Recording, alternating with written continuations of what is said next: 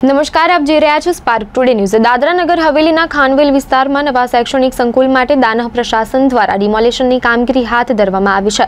જ્યારે કાર્યવાહી માટે પ્રશાસનની ટીમ સ્થળ પર પહોંચી ત્યારે સ્થાનિકોએ ઘરો તોડવાનો વિરોધ શરૂ કર્યો હતો। પ્રદર્શનને લઈને પરિસ્થિતિ બગડતા વધુ પોલીસ ફોર્સ તેમજ આઈઆરબીના જવાનોને સ્થળ પર બોલાવવામાં આવ્યા હતા અને સ્થિતિને કાબૂમાં લેવાનો પ્રયાસ કરવામાં આવ્યો હતો। સ્થાનિકોનો આક્ષેપ છે કે તેઓ વર્ષોથી એટલે કે બાપ દાદાના સમયથી આ વિસ્તારમાં રહેતા આવ્યા છે અને આજે અચાનક કોઈ વળતર વગર તેમના ઘરો તોડી પાડવામાં આવ્યા છે। લોકોનું કહેવું છે કે હવે અમે ક્યાં જઈએ, અમારી પાસે બીજી કોઈ જમીન કે આશરો નથી। તેમણે માંગ ઉઠાવી છે કે જો સરકાર શૈક્ષણિક સંકુલ માટે જમીન લે છે તો ઓછામાં ઓછું નવું વસવાટ યોગ્ય સ્થળ અને યોગ્ય વળતર મળવું જોઈએ। હાલમાં ડિમોલિશનની કામગીરી આગળ વધારવામાં આવી રહી છે અને વિરોધના પગલે પ્રશાસન આગામી પગલાં વિચારી રહ્યું છે। लोग हैं, सरपंच बोलता है ऐसा कि उनको हमने पूछा, मीटिंग लिया तो बोलता है हमको जो बाजार भाव चलता है जमीन का वो हमको दो, हम लोग जमीन देने के लिए तैयार हैं। और साइन किया उसने, सरपंच ने किया, फिर उपाध्यक्ष जिला पंचायत और वंदना मैडम उसने साइन किया। 3 अब्दुल कलाम कॉलेज के प्रोफेसर का है, 2 सोशल वेलफेयर वाले का नीचे साइन है। तो हम तो कुछ बोले नहीं, हमको तो पूछा नहीं। वो फॉरवर्ड रिपोर्ट बना के दिल्ली भेज देता है, भाई वो लोग जमीन देने के लिए तैयार है, हमको जो मुआवजा देना है वो दे दो। तो एक मुकदमा आप बोल रहे कि हाई कोर्ट में है, हाई कोर्ट में पेंडिंग है, स्टे है, तो इसके बावजूद ऐसे प्रशासन तो कैसे तोड़े? वो सब मनमानी वो तो परसों उनको पता, पीडीए वालों को पता, वो सब साथ में ऑफिस में थे और हमको स्टे मिला कि जब तक कोर्ट का जजमेंट नहीं मिलेगा तब तक तुम्हारा घर नहीं टूटेगा। अगर आपके तरफ में जजमेंट आएगा तो तुम्हारा घर नहीं टूटेगा, सरकार के तरफ में जाएगा तो टूटेगा। ऐसा तत्काल हमको नोटिस ये दिया है, ऑर्डर दिया है। फिर भी वो शनिवार को दिया, कल वो शाम को ही पूरा ये पुलिस बंदोबस्त करके मामलेदार को वहाँ जमा करके साथ सुबह जल्दी आ गए। तो आप लोग अपना समस्या लेके किसी उच्च अधिकारी के यहाँ गए हो? कलेक्टर मुझे अननेसेसरी पुलिस स्टेशन लेके गए, उधर बिठा के रखा फालतू में। मुझे जाने भी नहीं दे रहे थे वो लोग। मेरी मम्मी का तो हाथ तोड़ दिया मार मार के, हॉस्पिटल में वो, गवर्नमेंट हॉस्पिटल में। मेरे भाई को भी मारा है पैर पे।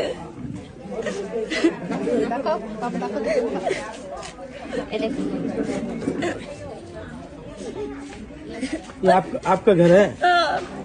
निशा पावर को फोन किया था तो फोन करके बोलती कि मैंने तुम्हारा ठेका नहीं लेके रखा है, जबकि स्टार्टिंग में वही आके बोल रही थी कि तुम्हारा घर इलीगल नहीं है तो कुछ नहीं होगा, हम सपोर्ट करेंगे। और अभी फोन करके बोलती तुम्हारा ठेका नहीं लेके रखा है हमने। और सरपंच भी वैसा ही है, ना तो पढ़ा लिखा है और फालतू का साइन करता है, बोलते कि मैंने साइन नहीं किया, जबकि उसका साइन क्लियरली था हमारे डिमोलिशन वाले पेपर पे। साइन है सरपंच? हाँ। अभी आप प्रशासन को क्या बोलना चाहेंगे? सब करप्ट है, कुछ बोलने के लायक ही नहीं है। सब खाली पैसा देखते। यदि बिल्कुल जिन अधिकारियों ने ये जो तानाशाही मनमानी की है, इसके अगेंस्ट में आदिवासी समाज, आदिवासी संगठन, आदिवासी जो हमारे परिवार है, प्रिवेंशन ऑफ एट्रोसिटी एक्ट 1989 के तहत जो भी अधिकारी ये जो तोड़ने के लिए आए हैं अवैध तरीके से कानून का सहारा लेकर, उन तमाम के ऊपर हम लोग कानूनी कार्यवाही करने की बात रखेंगे। और जहां जन आंदोलन, रैली, धरना जहां भी करना हो और जिस अधिकारी को घेराव करना हो, क्योंकि ये दादरा नगर हवेली आदिवासियों की है, जो सालों साल से हमारे घर दुकान बने हैं। हम एक साइड सुप्रीम कोर्ट के आदिवासी देश का मूल मालिक है, मूल बीज है, और उसी सुप्रीम कोर्ट कह रहा है, सुप्रीम कोर्ट कह रहा है कि 92% लोग बाहर से आए हैं, 8% जो लोग हैं वही इस देश के मूल बीज है। और वही आदिवासी मालिक, इस देश के मालिक लोगों को आज इस तरह से जो प्रशासन, सरकारी बाबू, जो जनता के टैक्स से जीने वाले अधिकारी अगर ये कर रहे हैं तो जनता, मैंने बार बार कहा है, बार बार हमने इसको लेकर हमने आदिवासी संगठनों की बैठक भी लगाई, कई बैठक में आगे आए भी, कई अलग अलग संगठन है। आज फिर आह्वान कर रहा हूँ, दादरा नगर हवेली में ये बीजेपी के जय चंद छोड़कर तमाम जो इस प्रशासन की तानाशाही की मनमानी की वजह से जो हमारे बाकी भाइयों का, बाकी समाज का जो नुकसान हो रहा है, उसको लेकर तमाम समाज, तमाम संगठन एक मंच पर आए और ये तानाशाही मनमानी को लेकर पुनः एक बार आंदोलन, रैली, धरना और शासन प्रशासन के सामने। ये अभी बात आई अस्तित्व के ऊपर, ये हमारे अस्तित्व की बात है। अभी बात आएगी हम आर पार की लड़ाई की, या तो करो या तो मरो। ये परिस्थिति आ चुकी है हमारे। अब जब हमारे बाप दादाओं की जमीन पर एक साइड आप लोग क्या कर रहे हो कि यूपी, बिहार, महाराष्ट्र, मध्य प्रदेश, पूरे देश के यहाँ पर समाज रोजी रोटी कमाने आते हैं, उसके लिए आप सरकारी जमीनों पर आवंटित करके प्रधानमंत्री आवास योजना के तहत उनको घर बना दिया जाता है, उनको फ्लैट दिया जाता है और उसका मालिक बनाया जा रहा है। और इसी देश के मूल बीज हमारे लोग, आदिवासी समाज, इस देश के मूल लोगों को अपनी पुश्तैनी अपने बाप दादाओं के जमाने की जमीन पर जैसे तैसे घर बनाकर रूम चौल दुकान जो बनाए हैं और जी रहे हैं, उसको तोड़ने की कार्य की जा रही है। मतलब जो बाहर से लोग आ रहे हैं उनको यहाँ पर मालिक बनाया जा रहा है और यहाँ जो मालिक लोग हैं उनको खदेड़ने का काम किया जा रहा है और ये हम बर्दाश्त नहीं करेंगे।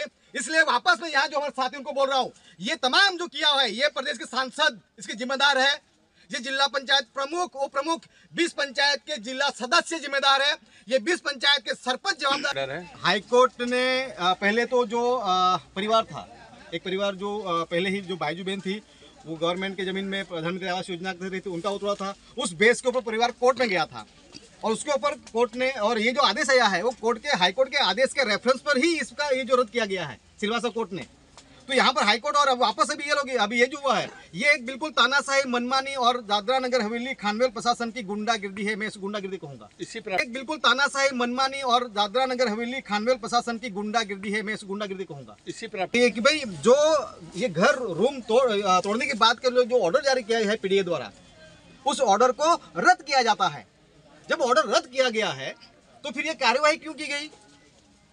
मतलब इसको तानाशाही कहेंगे, इसको मनमानी कहेंगे, क्योंकि यहाँ पर जिसको ये कानून व्यवस्था बना के रखने की बात आती है और जो हमारे जनप्रतिनिधि है सब लोगों ने मिलकर बिल्कुल एक मनमानी करके ये कार्यवाही की है और बिल्कुल इसको लेकर हम लोग अभी सभी समाज के लोग इकट्ठा हुए हैं, यहाँ पर अलग अलग साथी इकट्ठा हुए हैं कि भाई इस काले कानून को लेकर हम आगे की लड़ाई क्या लड़े, जब प्रशासन ही खुद लॉ एंड ऑर्डर की स्थिति खड़ी कर रहा है।